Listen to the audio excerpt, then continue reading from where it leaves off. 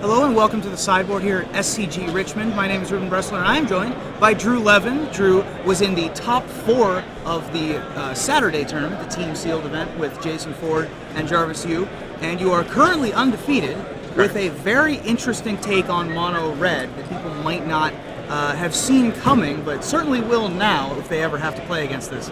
So tell me a little bit about the genesis of this deck.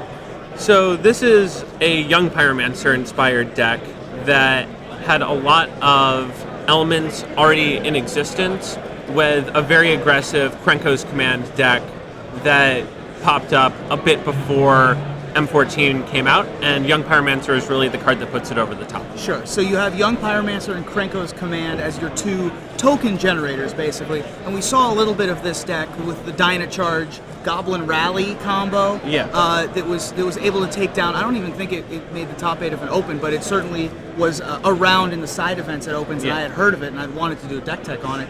This is just the next evolution of that deck. Absolutely.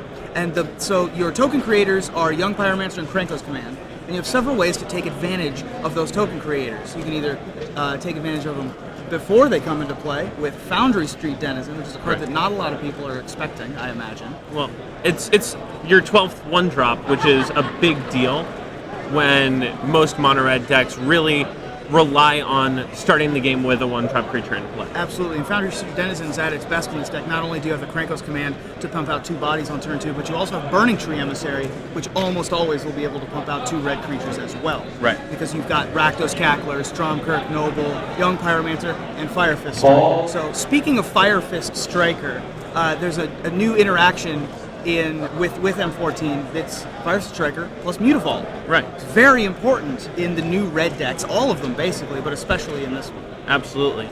Especially in decks like Jund, where they rely on casting a really important creature, an Olivia, a Thragtusk, whatever, and you need to get through that last 6 to 8 points of damage. Fire Fist Striker is what lets you do it. Sure.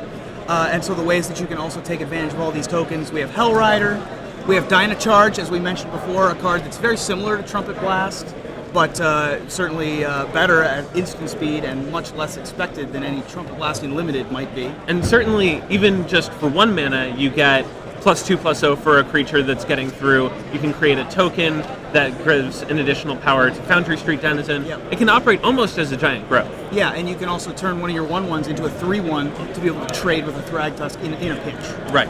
And the last one you have as a 1/of is Weapon Surge. Yeah.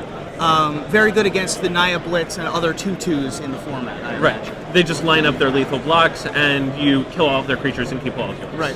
And the last spell you have in the deck is Pillar of Flame. Yeah. Now, we were talking before we were on camera that this deck has much less elimination spell count than any other red deck in recent memory.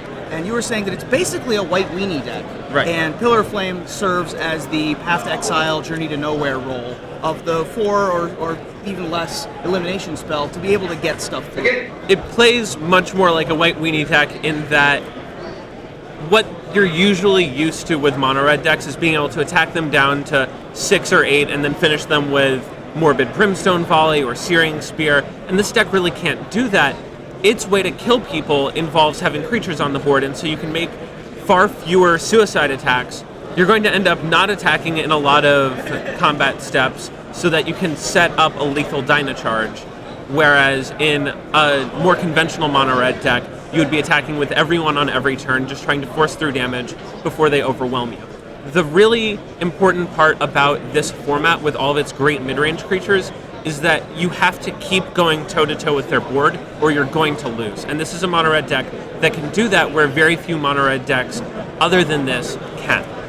So, looking briefly at the sideboard, you have a sideboard plan that is, I've seen around the room in a couple of different types of mono-red decks, and it's sort of counterintuitive when you first think about it. It's your mono-red deck needs more lands after sideboard to be able to cast Burning Earth reliably on turn 4. Burning Earth being one of the best ways to punish Jund, Blue, White, Red, all of these mid-range decks. But you don't want to sideboard mountains, so you actually bring in more non-basic lands. Right. You just bring in extra Mutavaults. Your free 2/2 attacker that gives you more ways to cast your expensive spells, gives you ways to cast 2 spells in a turn, which is really important with Young Pyromancer. It also lets you cast your sideboard cards, which are on average a bit above the curve from your main deck. Right, things like Burning Earth, Mizium Mortars, even with Overload, but even just Mizium Mortars by itself, and Mark of Mutiny is the last one. In this deck, not using Active Treatment or Mark of Mutiny like you have recently seen in Aristocrats to be able to steal the best threat and sacrifice it. Here, you want the +1/+1 counter just to deal the extra damage. Absolutely. When you give it back to them. Because you're going to have to give it back to them unless they've scooped up their cards. Right.